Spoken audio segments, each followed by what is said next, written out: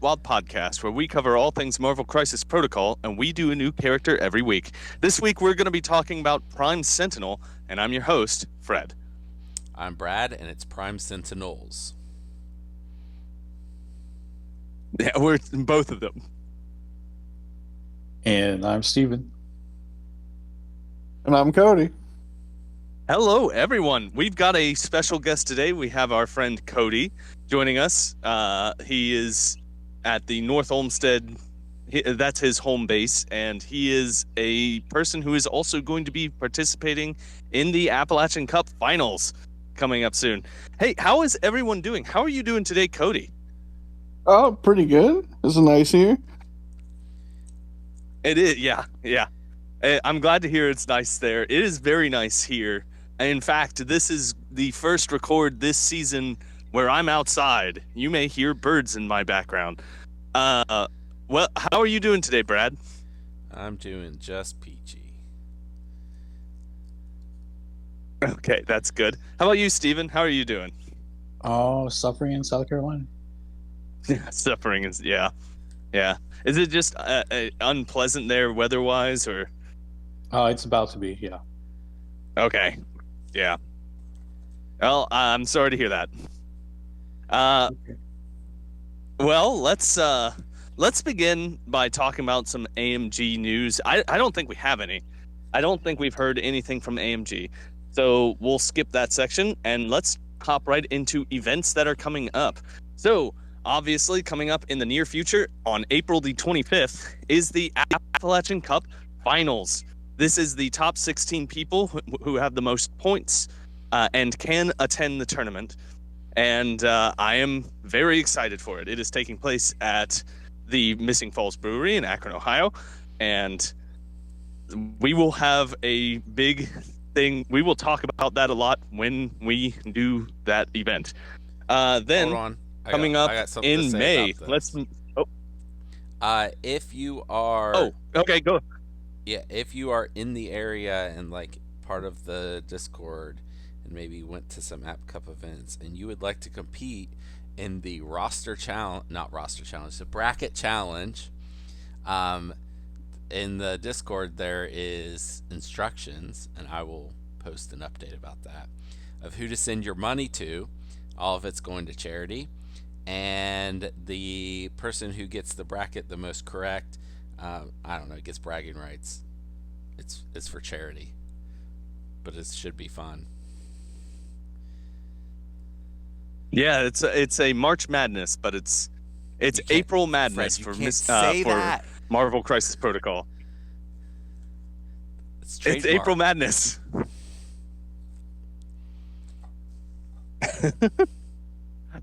Okay, well, then coming up on May the 16th, there is a tournament at Lost Legion Games and Comics.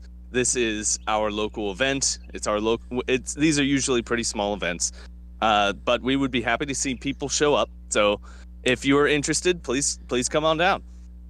Then on the 23rd of May, we're kicking it right off for the 2026 and 2027 Appalachian Cup year. This is the first event, and it will be at Fabricators Forge in Pittsburgh, Pennsylvania. This will be run by Bryce. It's a great site, and this is a great time to get started in Appalachian Cup. If you've been listening and are interested, please show up. It is a ton of fun. You will enjoy it. I promise you that. And then on the 30th of May, there is a local event at Recess Games in North Olmsted, Ohio. This is Cody's store, and their events are always fun as well. They have and their space is very nice. People should go check it out. I really like Recess Games. It is a nice little space that they've got set up there. Okay, so those are the events that are coming up in the near future. Let's talk about games that we played recently. So, Brad and I will have a lot to talk about because we just had a local game store, our local tournament. So before we talk about that for a while, I want to throw it over to Cody. Cody, do you have any games that you want to talk about that you played recently? Yeah, I just played a game on our local Thursday night against one of our regulars, Robbie.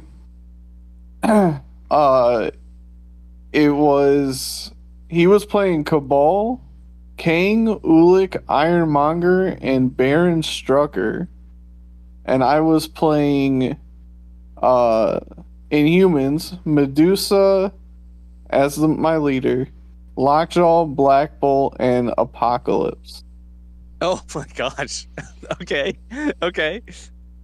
And then we were playing on Intrusions and Montesi.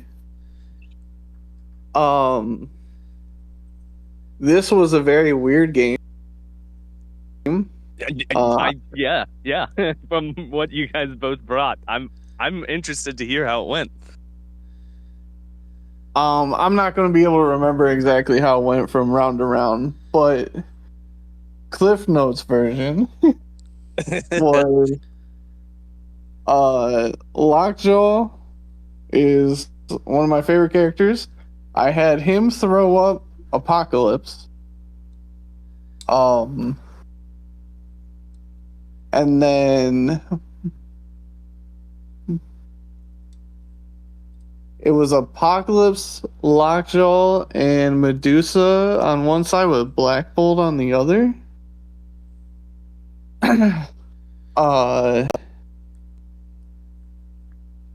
Against Kang and Ironmonger.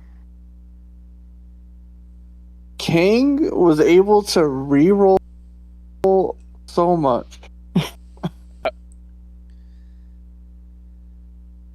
Okay. Just his recal doing it 2 times in a turn because I beat him up.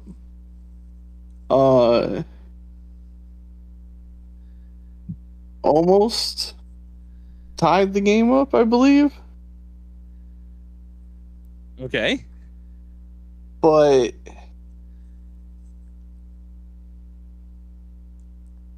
who did I kill? I used the first one at one point to kill, I believe it was Black. No. One of my characters, so Apocalypse could go again in a round. Okay. And I just ran away with points. At that point, my dice were slightly above average the whole time. Yeah. And sometimes that's what it comes down to. So Kang, do you think Kang did well? Did Kang do a good job in this game?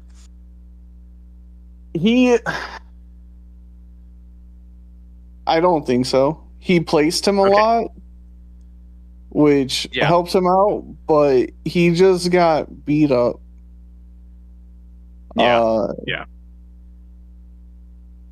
His defensive tech being that his ability to recal is nice. Like recal is great, but and he can do it multiple times, but it still is not the best defensive tech in the game, and he doesn't have a great defensive line for a 6 threat model.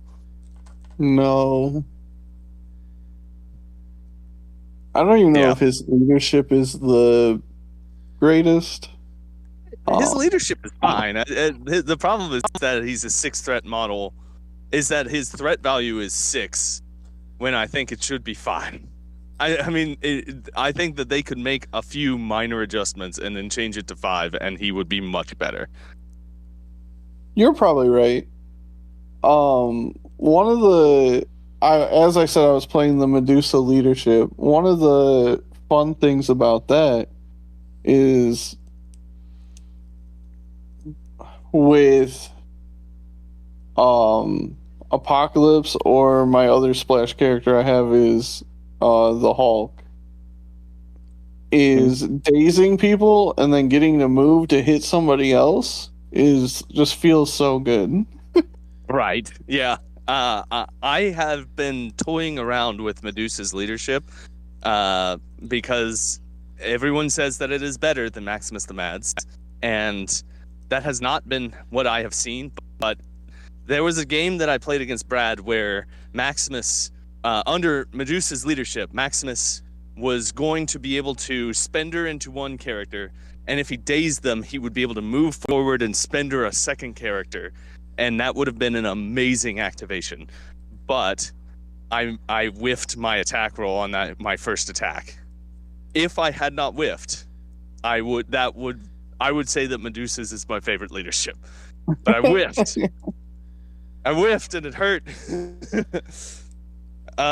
Yeah. Okay. Well, this sounds like a very interesting game. I mean, you're bringing Apocalypse under Medusa's leadership, and your opponent is playing Kang. That sounds like a lot of fun, actually.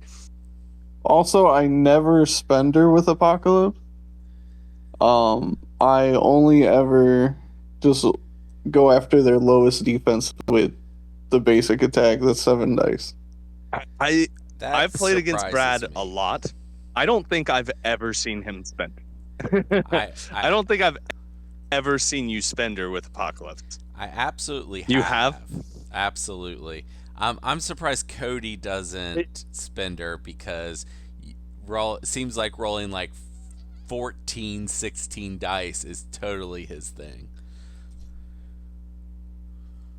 It is, but I don't give out conditions that much, so it is what it is. Yeah. And I like to spend my 4 power every power phase to make Lockjaw next to me so I can move with him. Use Lockjaw as your teleport tool. Yep. I mean, that's what he's for. Okay, well, Steven, I want to throw it over to you. Do you have any games that you've played recently that you want to talk about? Uh-oh, have we lost Steven? I was on mute. Sorry. Oh, okay, there you are. I was just trying to be courteous. But no, I played Mary yesterday, and she pulled out an old Black Order list with Corvus Glaive and Proxima Midnight and Black Dwarf, and I proceeded to get buzzsawed by it. So I got to practice against Black Order again. So okay, yeah, it as they're changing the crises, they may see a resurgence. We'll see. If they bring demons downtown back. Don't sleep on them, that's for sure. Yeah. Okay, well, let's talk about the tournament that Brad and I participated in. So this was our local event, and we only had 4 people show up, which is normal. And so when that happens, we do a round robin. So everyone plays everyone who's there. So my first opponent was Memphis. The people who showed up, I should say, are myself, Memphis, Savage, and Brad. It's super nice that Savage shows up. I think he sometimes is traveling, and it's convenient for him that day to show up in Charleston during the events on his way to where he is going in the future. So it's always nice when he shows up at our events. My first opponent was Memphis. He was playing Black Order as well. So there's a lot of people who are starting to pick up Black Order, Steven. I was playing, obviously, my Inhumans list because I cannot flip factions like everyone else does. I don't understand how you guys do it. It seems crazy to me.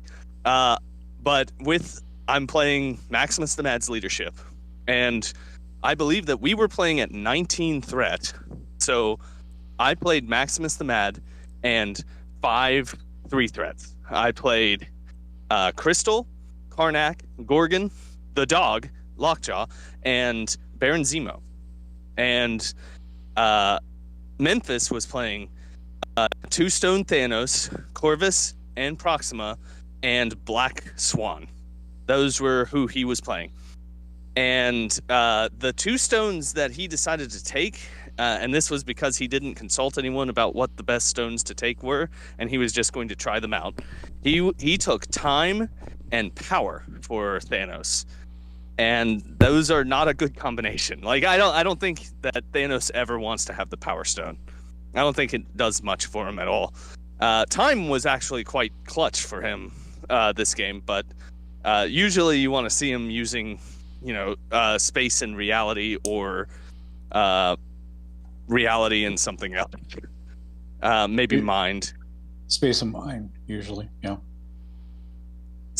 Yeah. But the way that this played out, Memphis had never played Black Order before, and he kind of made some mistakes in deployment. We were playing on intrusions and alien ships, or alien core. Alien ship crashes, I think is what it's called. But the way that this played out is I went up and I captured 2 out of 3 of the alien ships, and then I played keep away for the rest of the game, and I was wider than he was, and I ended up pulling out this game. I believe the final scores were 20-8 or something like that, and it's just because I went wider than he did. I also was in some cases dicing him. Like at one point, both Proxima Midnight and Corvus Glaive went after Crystal, and they failed today's Crystal. That should not happen. Like, they should have killed her, and they failed. And it's because he was not rolling good, and I was rolling good on my defensive dice. So, that happens sometimes. And I pulled out the win in the first round against Memphis. So I am 1-0. I'm throwing it over to Brad. Brad, who was your first opponent? I think that people who have deductive reasoning can figure it out. I think even people who don't. I played Savage. Savage was playing Mighty Avengers. Uh-huh.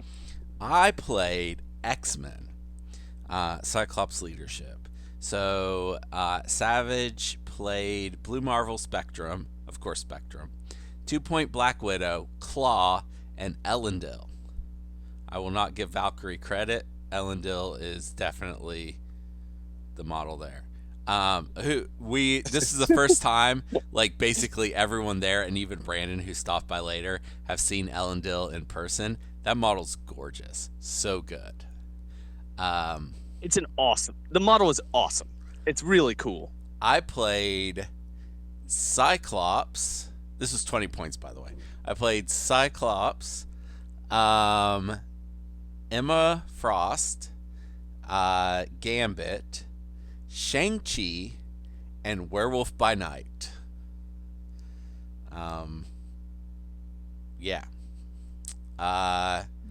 We were on intrusions, and I don't think Savage... No, there was once. Savage, I think, only one time rolled a success on the teleporter and got to go where he wanted. There was a point in the game early on, Cyclops ended up across from Claw, and I haven't seen Claw on the table ever and haven't read his card probably since we've done the episode on Claw. So I make an attack with Cyclops into Claw and find out that Claw rolls 5 dice, gets a power when he's attacked by physical or energy, and I do nothing to him and say, you know what? Cyclops is fine. I'm not going to make a second action and move on. It was bad. That was very bad. Claw had an extract, and so he was reluctant to go through the portal, and that honestly probably kept Claw from wrecking me this game. Claw maybe generally pretty bad, but in Mighty Avengers was doing pretty great.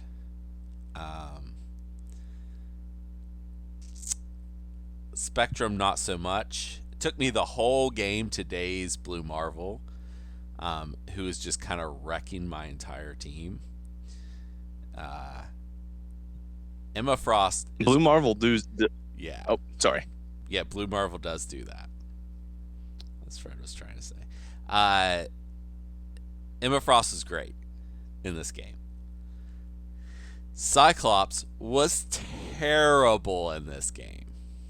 And I end up losing this game 17-11.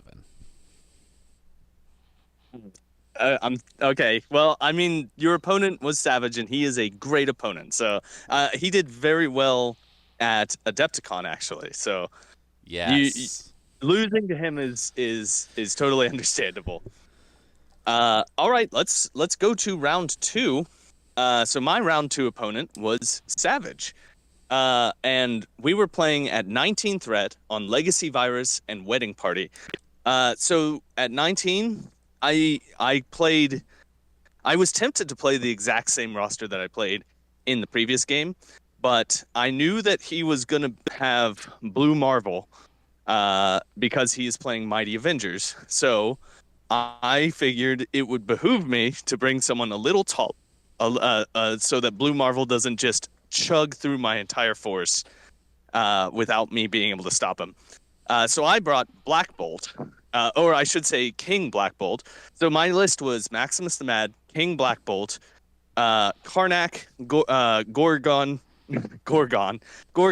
and who else did I have? Baron Zemo, obviously. So that was my 19. His 19 was Spectrum, Blue Marvel, and Gwenom, Black Panther Chosen of Bast, and another 3-threat whom I am blanking on, and was very useful actually for his team because I remember every model that he had was good, and I can't think of who it was.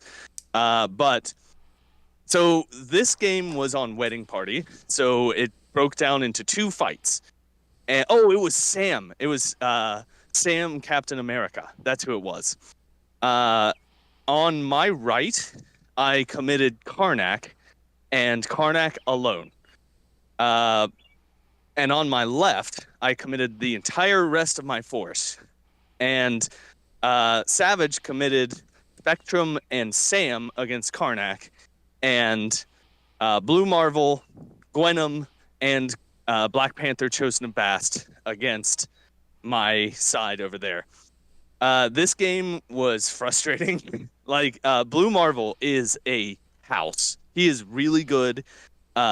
Blue Marvel every turn would activate last and throw Black Panther or throw Black Bolt as far away as he possibly could.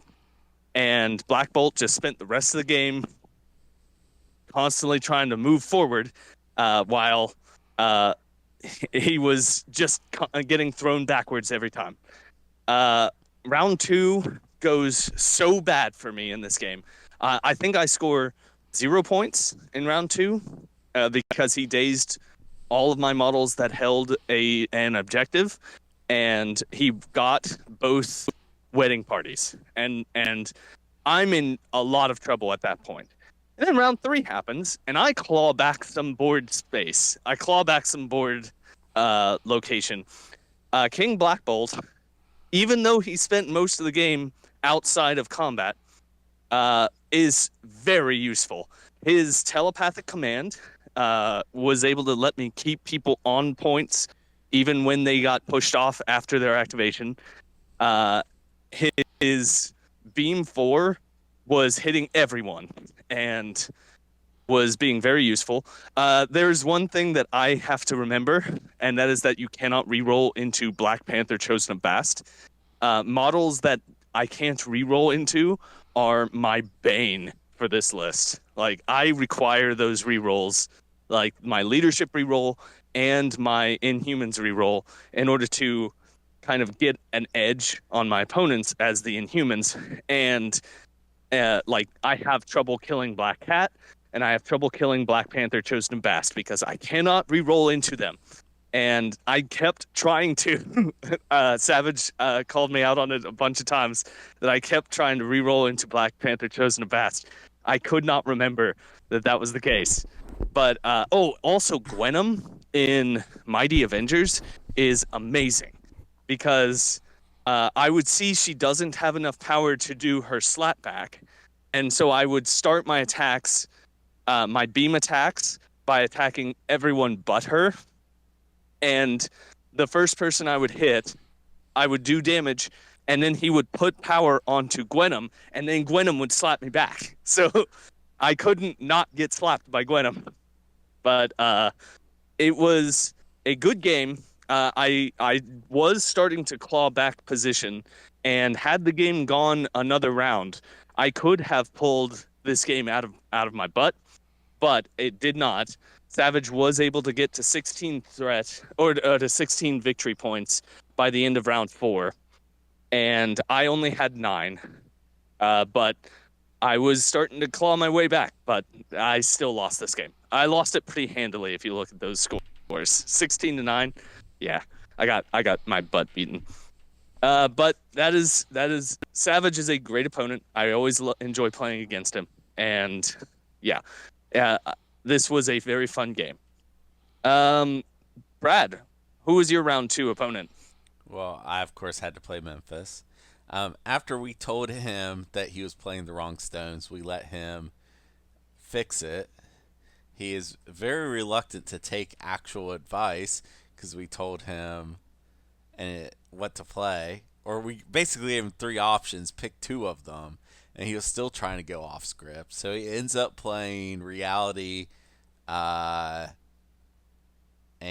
Time. I think he stuck with time. He did stick with time because it was so clutch in the first round.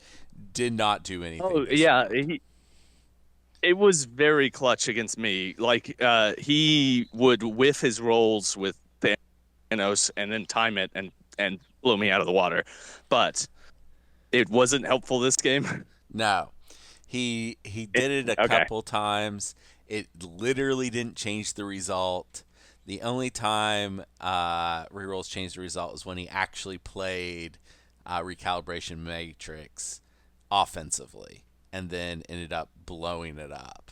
He went from doing 1 damage, reroll time gem, 1 damage, reroll a time gem, killing a full health Werewolf by Night, I think is what it was. Just one shot. Oh my goodness. We played Meteors and Scrolls. Oh yeah, I played Scrolls 2 rounds in a row. And 20 points again. I played the exact same list. He played Thanos, Corvus Glaive, Proxima Midnight, and Black Dwarf. After he reveals his list, I told him he should have played Black Swan instead of Black Dwarf. He gets first turn, says, I don't want first turn, activates his models. Later in the game, I tell him that he could have passed because he had less models than me. You know, you let him make the mistake. True. You let him make the mistake, and then you tell him what the mistake was. It is a tournament. Between Emma and Cyclops and Shang-Chi, Thanos never got an activation where he didn't have to spend at least 1 action walking.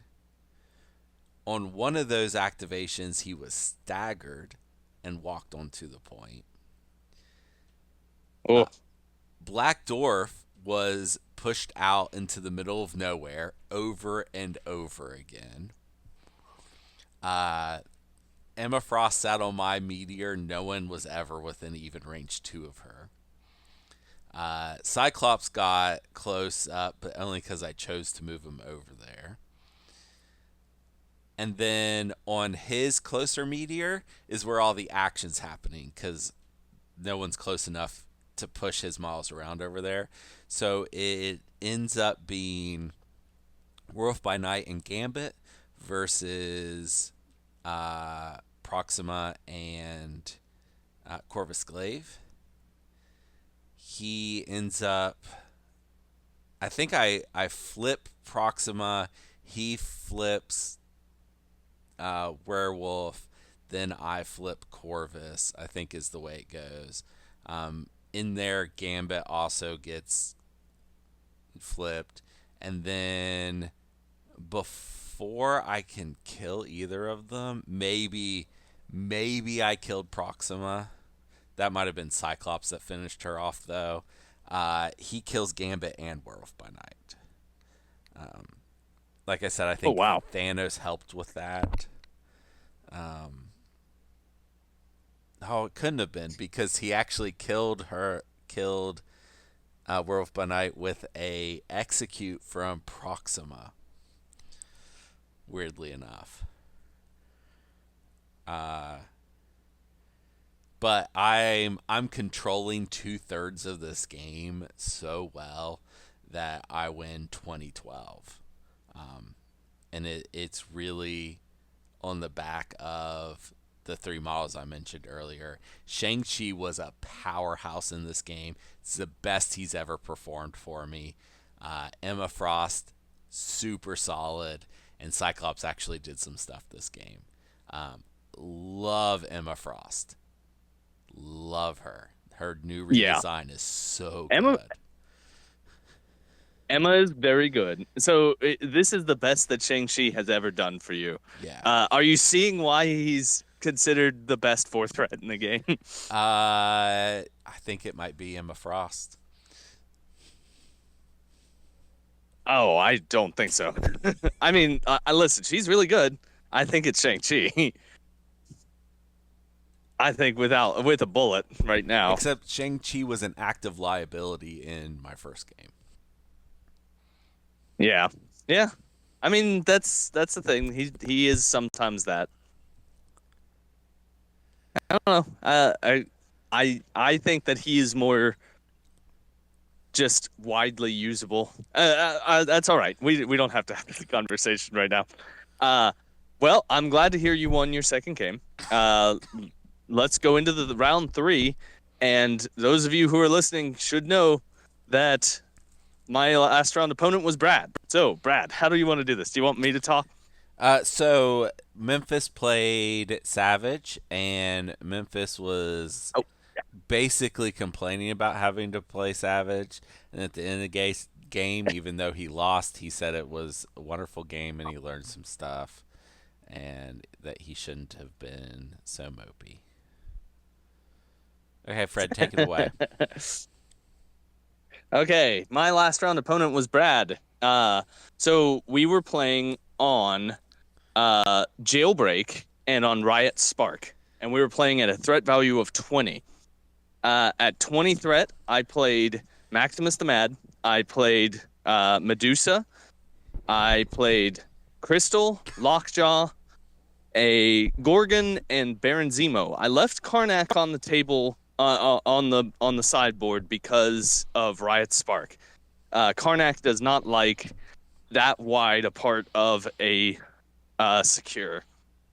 Jailbreak is the one that you cannot have a civilian token out within range 5 of the side of the map, and that means that you cannot be holding a jailbreak person while being on the side Riot Sparks. So this kind of broke down into a fight on 4 points. It was like turrets on the back points, and then fighters on the two the left and right hand points of the Riot Spark. In round 1, Werewolf by Night went in on my left hand side Riot Spark, and my Crystal moved once, took the civilian from my jailbreak on that side, and shot at Werewolf by Night and did something insane, like 5 damage with a 4 dice attack. Like, she exploded, and that's the theme for her this entire game. She was an unbelievable turret. She would make 3 attacks a round and do more damage than a 3 threat should. I got just to show. I got Werewolf healed back to just 1 damage on him, and Crystal then dazed him from there in 1 activation. Yeah. Uh-huh. That's what Crystal did. So Crystal was my answer to Werewolf by Night, because he can't slap back against her at range 4, and so she can shoot him and he can't shoot back. So that's how things should. I also put Medusa over there next to Werewolf by Night, and at one point Medusa finished him off, and yeah, but that's in the future. I had Maximus the Mad, and Maximus the Mad took my middle Riot Spark, and the dog and Gorgon went over on the right. And Gorgon did his job this game, which was take hits and die. That is Gorgon's job, and he did it with aplomb.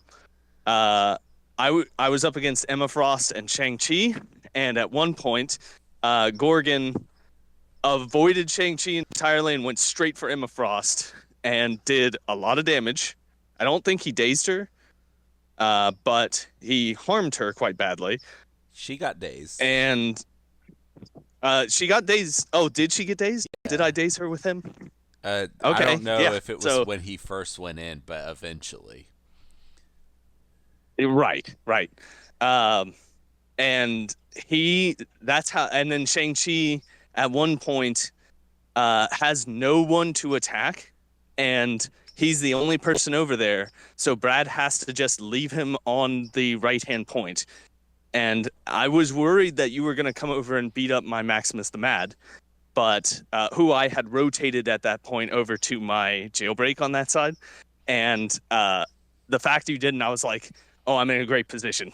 This is where I want to be, because I can shoot at you and you cannot reciprocate.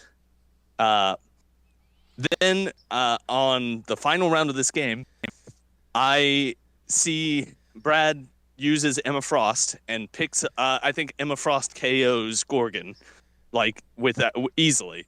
She kills the crap out of him, and Gorgon. She was left at something like no, she was unharmed, and she KOs Gorgon and picks up a civilian from the Jailbreak. I see this as my opportunity, because I'm always looking for that Terrigenesis moment, and Jailbreak is a problematic one for Terrigenesis because they all go away during cleanup phase, so you have to wait until someone grabs a new one and then go get them. And this was my moment, so the dog teleports Maximus the Mad up. Then I have to weather an attack from Shang-Chi, and I do. Shang-Chi does 5 damage to me and pushes me well out of position.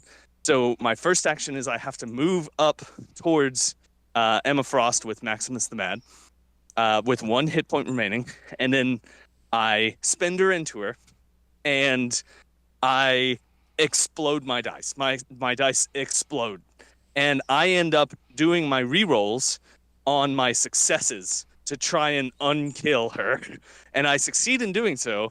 And I leave her at 1 hit point, at which point I Terrigenesis. And that gives me the little bump that I need to put me in a position where I am going to win this game. This was closer than I'm making it sound. Like, had I not Terrigenesis, I may not have won this game. But this game ends 17-14. So if I had not succeeded in that Terrigenesis, it would have been 15-15, because Maximus was not able to pick up the Jailbreak after that. He had no power left. But yeah, that's I win this game 17-14 because of Terrigenesis. That's the story of my life. I always win because of Terrigenesis. Brad, do you have anything to add? Ban Terrigenesis. They've already gotten rid of my Great Refuge. If they get rid of Terrigenesis, I want Great Refuge back. That's what I gotta say. I'll take that deal. We already took a hit. Okay, well, that is the tournament that we played. Savage, of course, won. Savage was undefeated. I lost 1 game, so I was 2-1.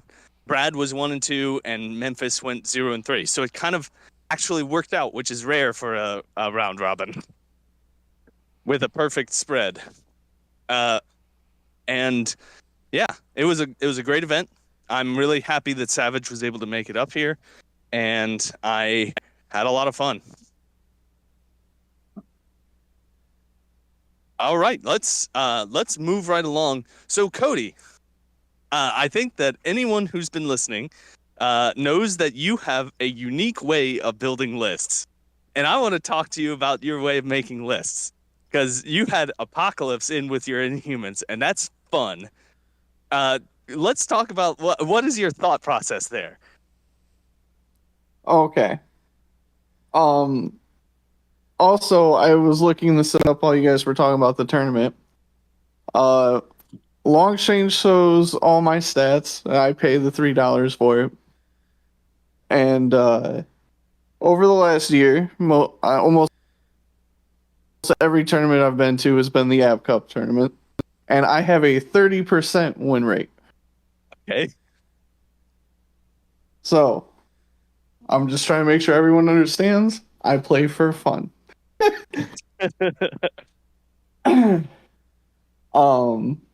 So when I go into making a roster, I can make a roster the normal way, but that's not fun for me. So I come up with an idea. Normally it revolves around a character or a tactics card, and I do my best to make it work. To make sure that gets played the way that you want it to make it the best it can be, yes. Okay. So I will do an example one. This is one of my older ones. That I know at least one of you have seen before on the table. And that was Convocation. I wanted Doctor Strange, Sorcerer Supreme, to be able to do as many attacks in round one as possible. I hate it. Yes. So it started with Doctor Strange, and Convocation has the card that lets you pay 2 power from 3 people to do another activation.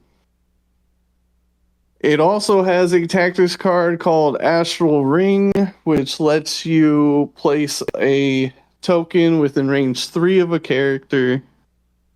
And you line up, or you do your range for your attacks from that token. So, the way I made this roster was Wong, Strange Sorcerer Supreme, Baron Mordo, and Ebony Maul with the Space Gem.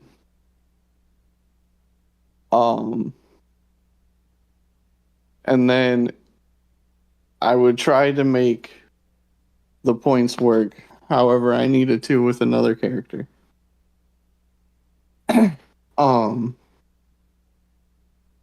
So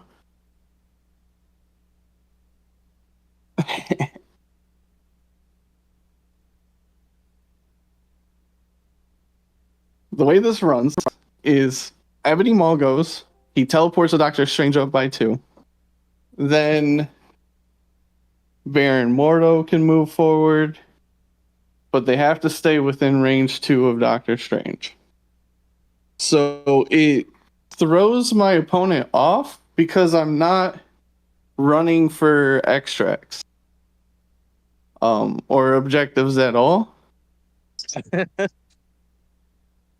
So they normally let their guard down and move further than they normally would. Which is great for me. They try to steal the extracts from you, and then they're in firing range of Doctor Strange. Yes. And then Doctor Strange will go, I have to have somebody left after Doctor Strange in order to play the cards where he gets another activation. And that's what Wong does? Most likely, yes. Okay. So Doctor Strange will go the first time. He needs he'll spend 2 power. And he'll be able to make 2 attacks with the astral ring into whoever's out there. He needs 1 extra power during this in order to go again. So I have to rely a little bit on luck. But also with Baron Mordo,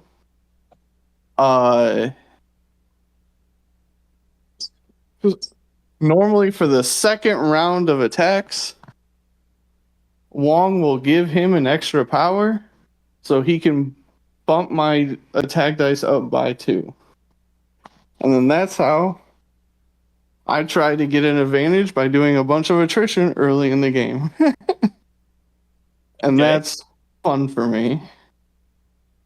I mean, that's a and lot then of I'll fun. probably lose. I remember Brad talking about this game. I remember you playing this into Brad, and Brad talking about how much it hurt him. I believe it was either a dead Hulk on turn 1 or the first activation of turn 2 before I got to go again. I don't remember which. Oh my god. Yes. Doctor Strange Sorcerer Supreme does a lot of damage. Yeah, he's a beast. And this is before he got buffed. Yes. Yes. Wait, did Sorcerer Supreme get buffed? Oh, he sorry, got Sorcerer Supreme. Slightly. He did. He got the same treatment as the other Strange, but only in his that he can do it for dodges. Okay. Or whatever. He can do his re-rolls on dodge attacks or dodge rolls. Yeah. Yeah. But yeah, I'll be frank. I love it. I love that you're playing in the space. You're playing a non-meta list, and you're finding some success with it. I mean, that if you can kill a Hulk in round 1 or at the beginning of round 2, you are in a great position. That's a great place to be. You're down a bunch of points probably, but you might be able to claw them back through attrition. I lost that game. It was probably the only one I won at that tournament. Yeah, but I want the record to show that I appreciate that you are playing these for fun. You are playing a fun list. Go ahead. All I was going to say is when we talk about today's character, I'll explain a little bit of something I thought about with him too. Oh boy. Okay. All right. Well, let's hop right into it then, seeing as how we've already been recording for a little while. The person that we are here to cover today is Prime Sentinel, otherwise known as Prime Sentinel. Brad, you have names for them. Do you want to say what their names are? Oh, the girl is Jenny Maloney, and the guy is Lance. I don't remember Lance's last name, but they are 2 named characters that become Prime Sentinels in the comics. Yeah. And so why he's giving 2 of them is this is a rare case where it's just like the Mark IV Sentinels, where you can have 2 of these models on the table at the same time. And unlike the Mark IVs, these are human-appearing models. So one of them is clearly female, and one of them is clearly male. So it is an interesting thing with the Sentinels, where you can take multiples of the same character. All right, so this person's defensive line is 3, 3, and 3. He has 6 stamina on both. Oh no, 6 stamina on the front of his card, but only 5 on the back of his card. He has a threat value of 3, size 2, and a medium mover. He is also on a small base, and he is affiliated only with the Sentinel affiliation. All right, Brad, why don't you do the attacks? First attack, energy nano bio weapons. Range 3, 5 dice, cost 0. Gain power for the damage dealt. And crit nano attack. After this attack is resolved, the defender gains the root special condition. Next attack, energy nano power suppression systems. Range 3, 7 dice, cost 3. After the attack is resolved, if damage was dealt, the defender gains the root special condition. Okay, Cody, why don't you do the first two superpowers, these two reactive superpowers? Yeah, so we have guided infection, cost 2. When this character is attacking during the modified dice step, if the defender has the root special condition, this character may use the superpower. Remove the root special condition from the defender. This character may reroll up to 2 of its dice. And then we have Sentinel Nanotech Corruption. It costs 0. When this character or another allied character is defending, during the modified dice step, if the attacker is within 3 and has the root special condition, this character may use this superpower. Remove the root special condition from the attacker. This character may reroll up to 2 of the attacker's dice. Okay, and Steven, why don't you finish out the card? Sure. We have 3 innate abilities. First being Sentinel Nanotech Infection. When an enemy character ends its activation, if it is within 2 of this character, it gains the root special condition. Next, we have Bastion's Legion. When building a roster or a squad, a player may include 2 of this character instead of the normal 1. And last, we have Flight and also immunities to bleed and poison. Okay, and so that is the Prime Sentinel. So what is everyone's take on this? Steven, what is your take on this character? I think Kang has found his Legion. Oh, you think this goes with Kang? Okay. Remove a root, reroll up to 2 of your dice, and if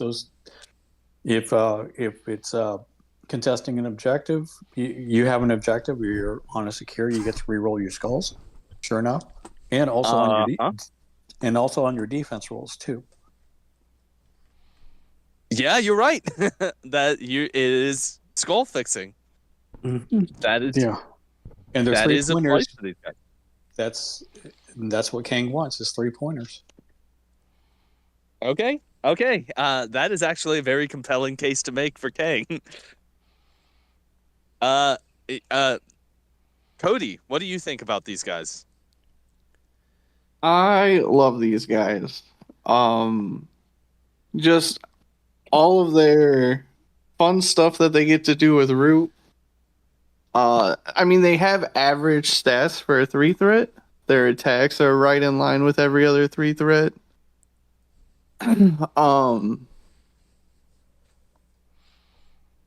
Yeah, so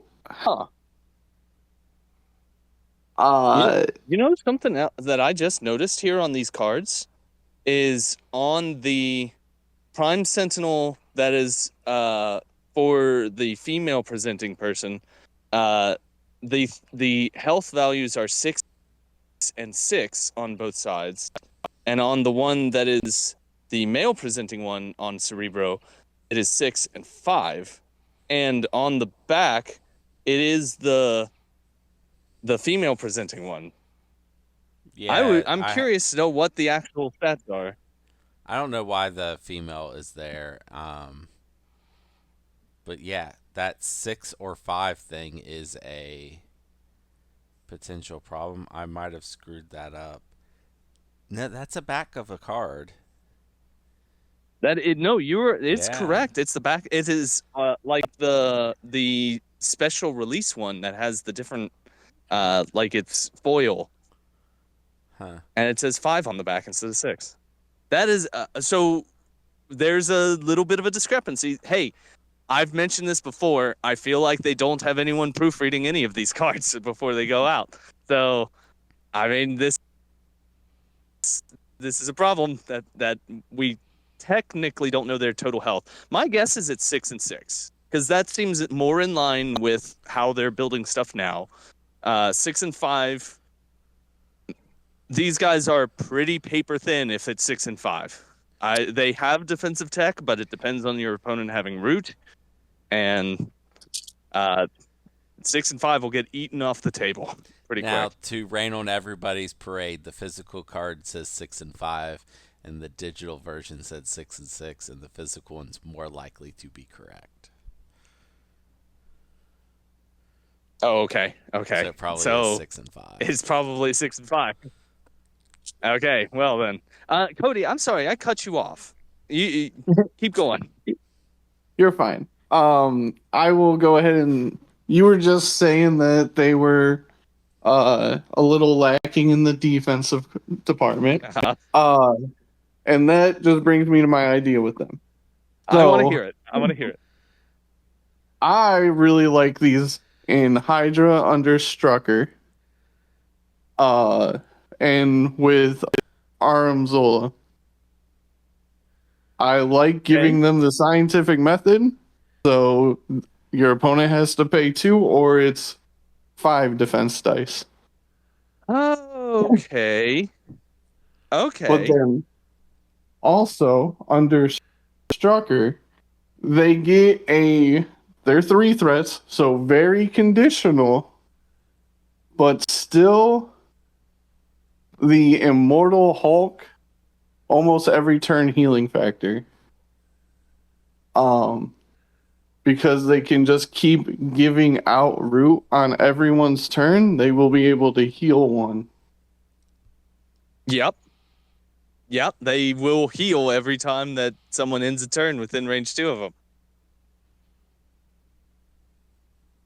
So I thought that was a very sneaky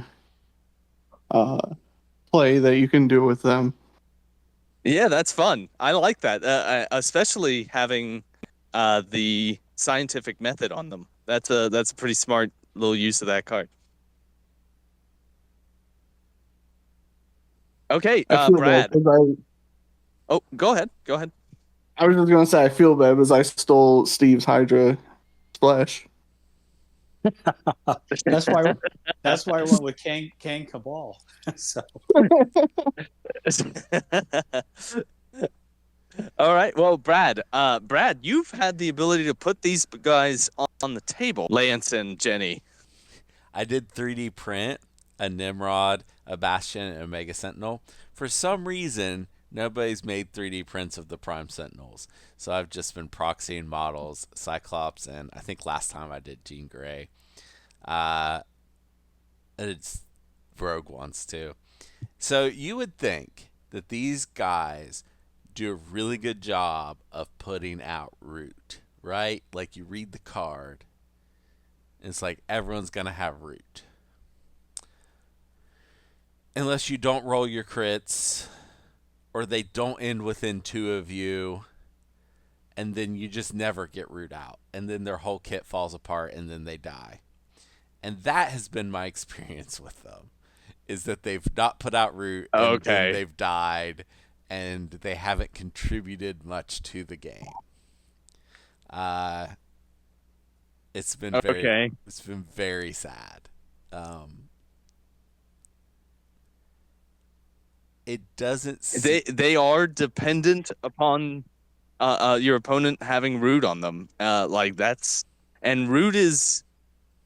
There are characters that put it out pretty easily, but it's not something that's everywhere.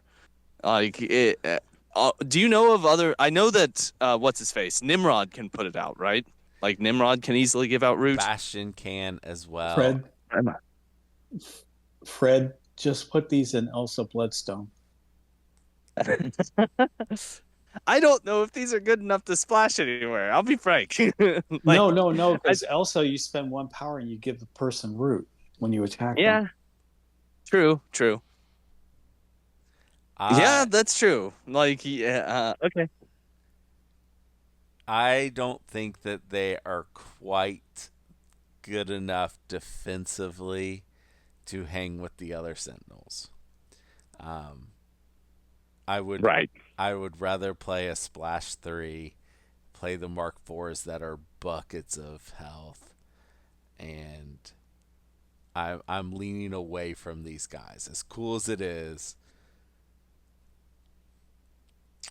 I don't think they're quite there. Probably one will end up in the roster for weird cases where I do need an affiliated 3. Okay. Okay. Uh, yeah, I think that they're neat. They do have a range 3 5 dice builder, which is not bad for a 3 threat. And it's energy. Wait, is it energy? Yes. Yes. Yes, it is energy. So that's pretty good for a 3 threat model. And it's a range 3 7 dice builder for 3, or spender for 3 power. That's not bad either. Yeah. Like, their attacks are capable. It's not like they're going to be useless. It's just they depend upon your opponent having root. If your opponent has root, they suddenly become really good because they're Yes. able to do some reroll dice fixing. And but I okay, we got to give a letter grade to these guys. I'm leaning towards a B, and maybe a B minus. I think they're functional. They are gonna be. They may be included in a Sentinels roster. I don't think they're gonna be a staple. I don't think they're gonna be a Sentinel staple. I could be wrong. They are the 3 threats that are there in Sentinels, so that is useful to have. It's just I think they're a little bit mediocre for their faction. What do you think about this, Steven? What are your thoughts? I'm going to lean towards a B plus because they have niche places that they can go. So Okay. Like Kang. I think you might be right. Like, Kang is a good spot for him. like Kang, Cody mentioned Baron Strucker Hydra, and I mentioned Elsa Bloodstone. You know, Mm-hmm. it's not that those characters are bad.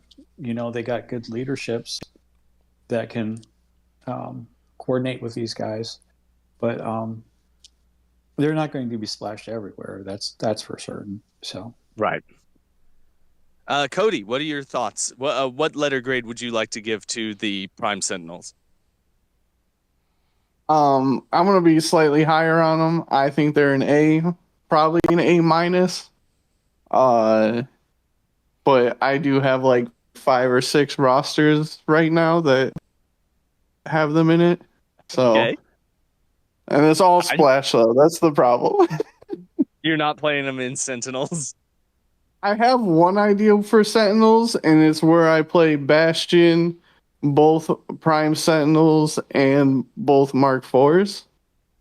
Because being able to pull the enemy in to them so they can give out root more easily sounded good. Okay. Like using the tow cables on the big guys to pull them closer.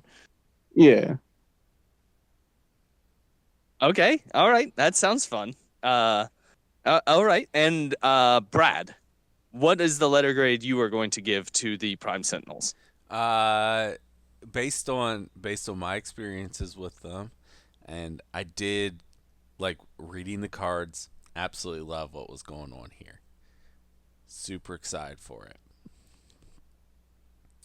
I'm going to have to give a C. C. Okay. C. All right. So we're pretty spread out on these guys. All right. Well, I guess Brad, do you have any comic book recommendations that feature, I guess, Lance and Jenny?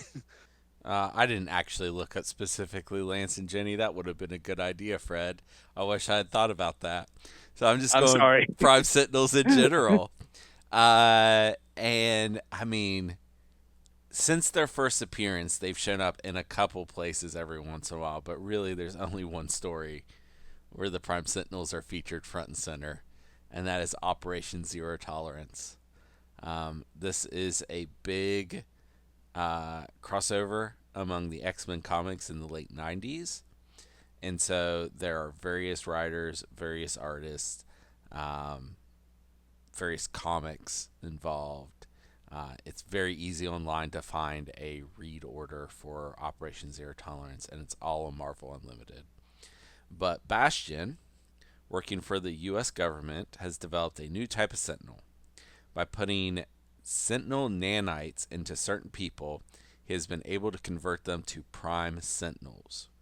So they have to be, I think, genetically dispositioned to this, and it on detecting mutants, that nanites convert their body to metals and stuff and make them into Sentinels. It does not matter what their feeling on mutants are.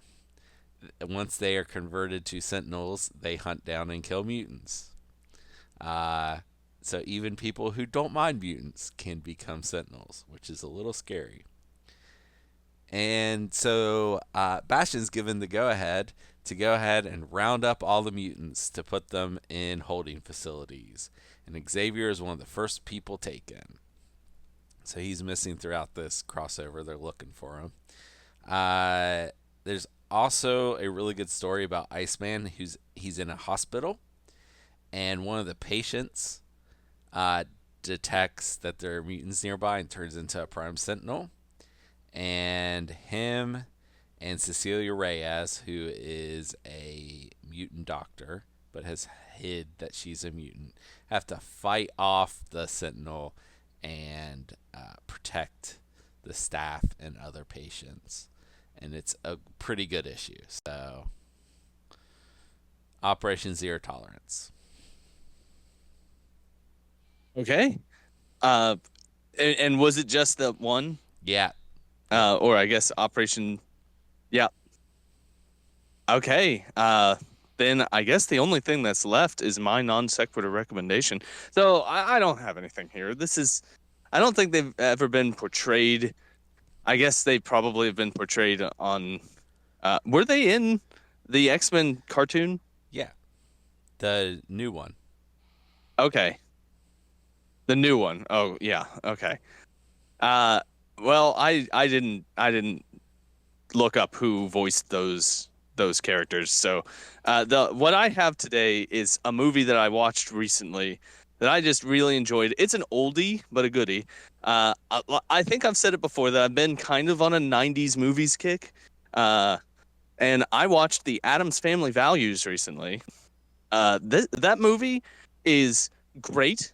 It holds up. It is still funny. It's still really good, and it's the movie that solidified these characters in everyone's mind. It is a fantastic movie. That's all I gotta say. It's just a really funny, really fun movie. They don't really make comedies all that much anymore. I guess they do. There have been a couple attempts to try and remake a comedy, but this is an old style movie that is a ton of fun and very funny, and it holds up. That's all I gotta say. All right. Well, I want to say thank you to Cody for joining us. Cody, I'm looking forward to playing against you coming up in the Appalachian Cup Finals. It's you v me, buddy. I think we're headed towards each other. And Steven, I'm glad to have you too. I could play any one of the people on the podcast, but I'm glad to have you here to talk about these characters. Do any of you have anything you want to say before we head out? Steve, I need you to win your first game at the thing, and then we'll play each other. Oh my goodness. I know you were saying you will lose your all. I need you to win the first one. Oh my gosh. Okay, well, I'll bribe somebody, I guess. All right. Well, thank you everyone for joining us, and thank you out there for listening. And oh, hey, guess what? This is our 200th episode. We've made 200 of these. That's insane. I almost forgot to call this out, and we mentioned it before we started recording. I'm a dum-dum. Well, thank you everyone for listening to 200 episodes of us prattle on about this game that we all love. Goodbye, everyone, and have wonderful games of Marvel Crisis Protocol. I am so absolutely putting a big deal about it being our 200th episode in the description of this podcast now.